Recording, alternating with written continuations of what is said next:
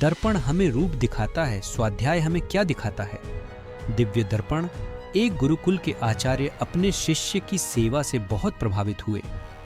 विद्या पूरी होने के बाद जब शिष्य विदा होने लगा तो गुरु ने उसे आशीर्वाद के रूप में एक दर्पण दिया।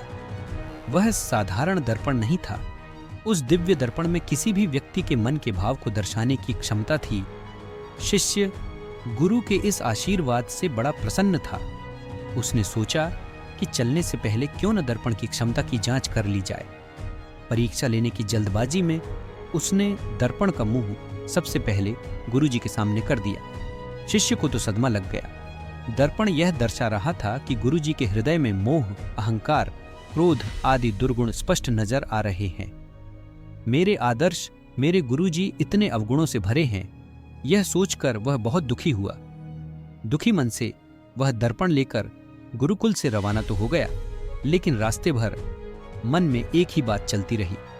जिन गुरुजी को समस्त दुर्गुणों से रहित एक आदर्श पुरुष समझता था, दर्पण ने तो उनके बारे में कुछ और ही बता दिया। उसके हाथ में दूसरों को परखने का यंत्र आ गया था, इसलिए उसे जो मिलता उसकी परीक्षा ले लेता। उसने अपने कई इष्ट मित्रों तथा अन्य परिचितों के सामने दर्पण रखकर उनकी परीक्षा ली। सबके हृदय में कोई न कोई दुर्गुण अवश्य दिखाई दिया।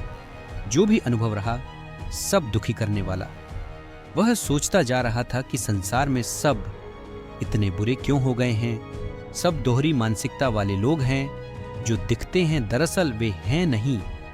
इन्हीं निराशा से भरे विचारों में डूबा दुखी मन से वह किसी तरह घर तक पहुंच गया। उसे अपने माता पिता का ध्यान आया। उसके पिता की तो समाज में बड़ी प्रतिष्ठा है। उसकी माता को तो लोग साक्षात देवतुल्य ही कहते हैं। इनकी परीक्षा की जाए। उसने उस दर्पण से माता पिता की भी परीक्षा कर ली। उनके हृदय में भी कोई न कोई दुर्गुण देखा। ये भी दुर्गुणों से पूरी तरह मुक्त नहीं है।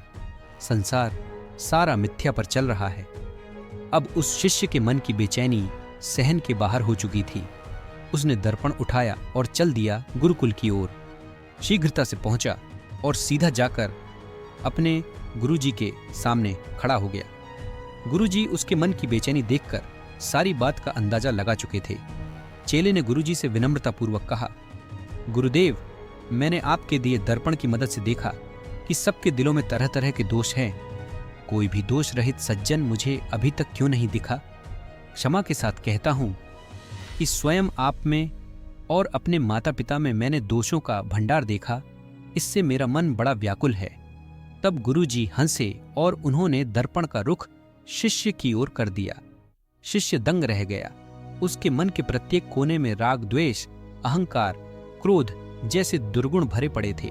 ऐसा कोई कोना ही न था जो निर्मल हो। गुरुजी बोले, बेटा, यह दर्पण मैंने तुम्हें अपने दुर्गुण देखकर जीवन में सुधार लाने के लिए दिया था ना, कि दूसरों के दुर्गुण खोजने के लिए। जितना समय तुमने दूसरों के दुर्गुण देखने में लगाया, उतना समय यदि तुमने स्वाध्याय में लगाया होता तो अब तक तुम्हारा व्यक्तित्व बदल चुका होता। दर्पण में हम रूप को देखते हैं और स्वाध्याय में अपने स्वरूप को देखते हैं। क्षण प्रतिक्षण हर एक कदम पर अपने भीतर झांकने, मेरी कमियों को देखने और उन्हें सुधारने के लिए मुझे साहसी होना होगा।